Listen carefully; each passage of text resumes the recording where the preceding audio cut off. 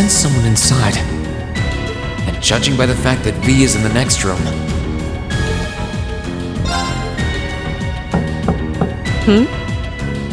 Come on in if you like. Excuse me.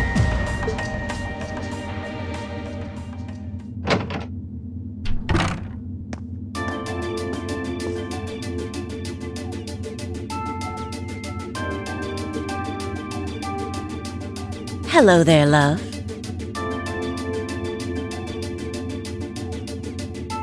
I'd heard you came on board yesterday, so I did wonder whether we would run into one another at some point. Hello, Scarlet.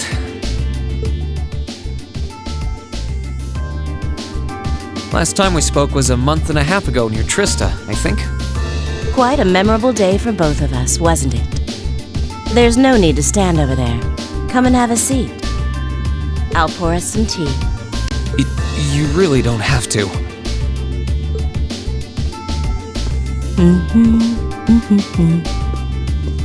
Well, I guess there's no harm in chatting for a bit.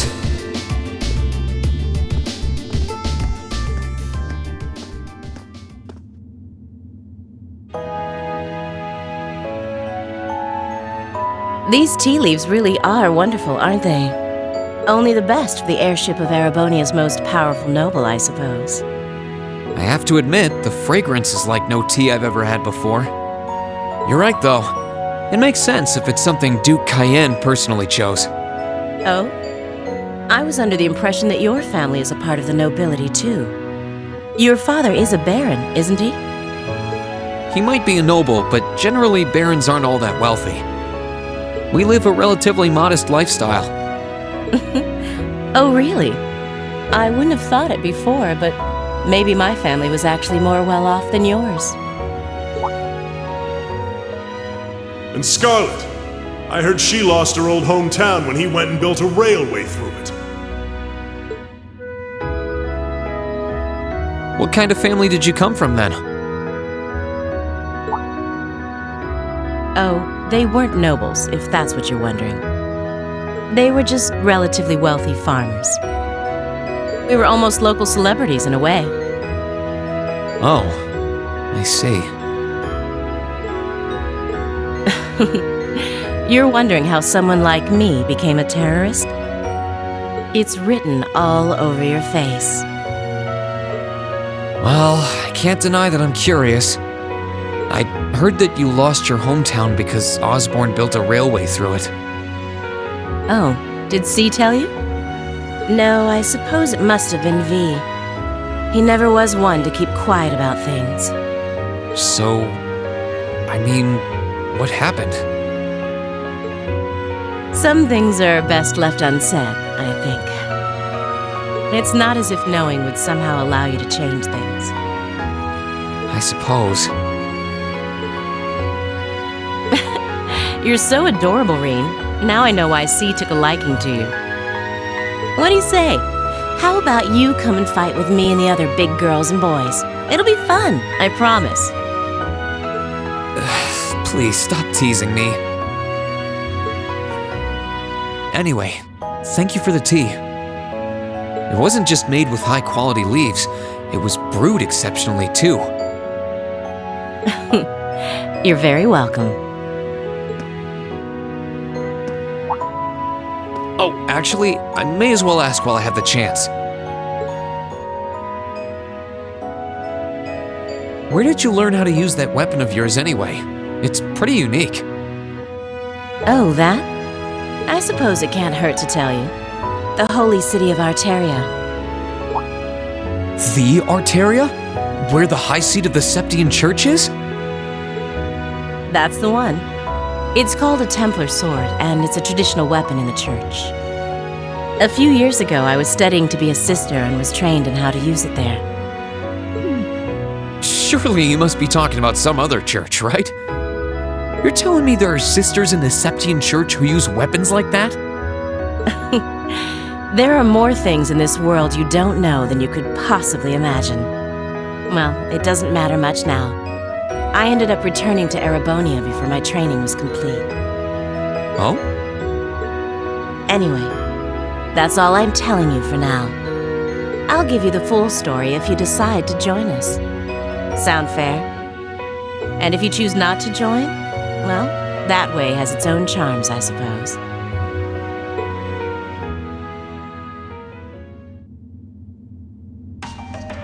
She ended up being a lot friendlier than I expected her to be. I wonder how much of what she was saying about being a sister was true. She seemed to really hate the Chancellor. I wonder what she intends to do now that he's gone.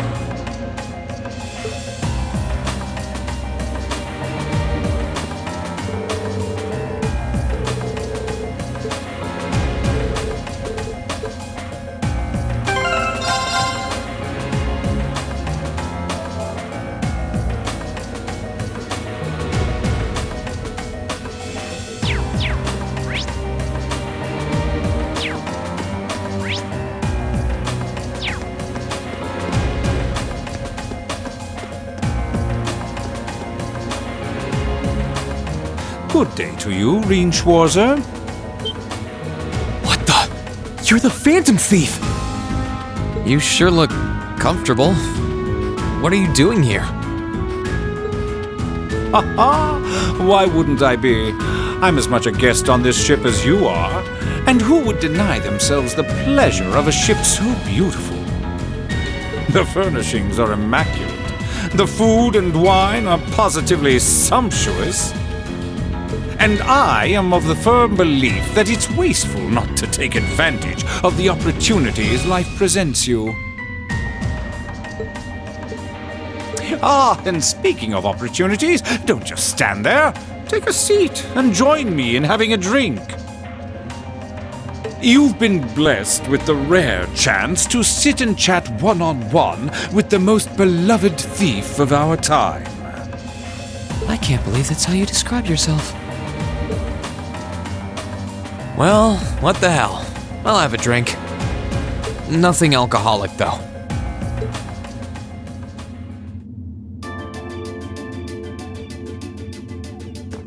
Funny.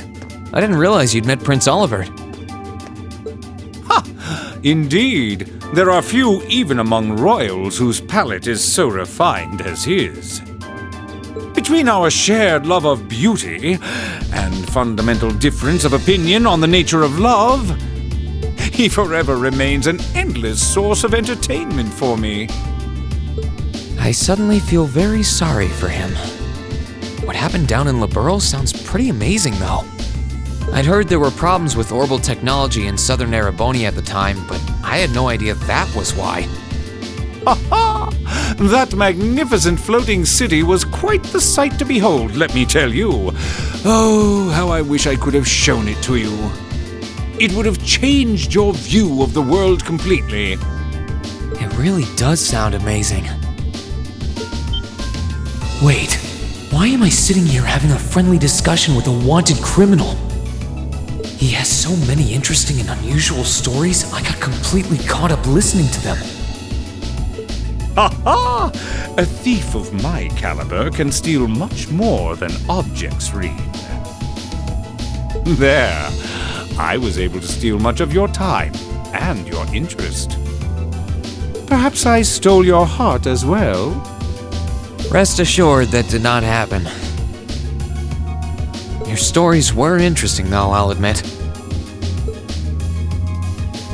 By the way, you wouldn't happen to know where Prince Olivert is now, would you?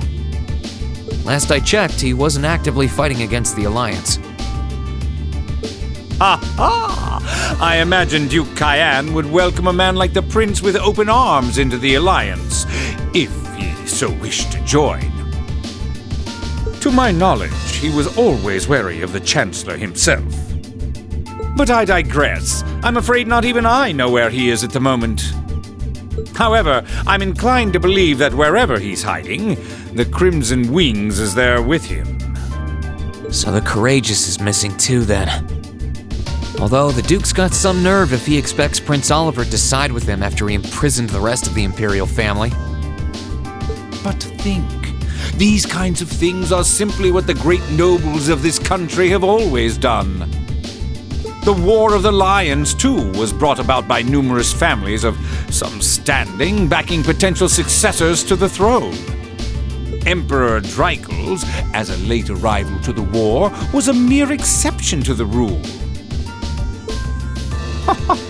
I wonder, does Prince Olivert think himself as the second coming of Drykles?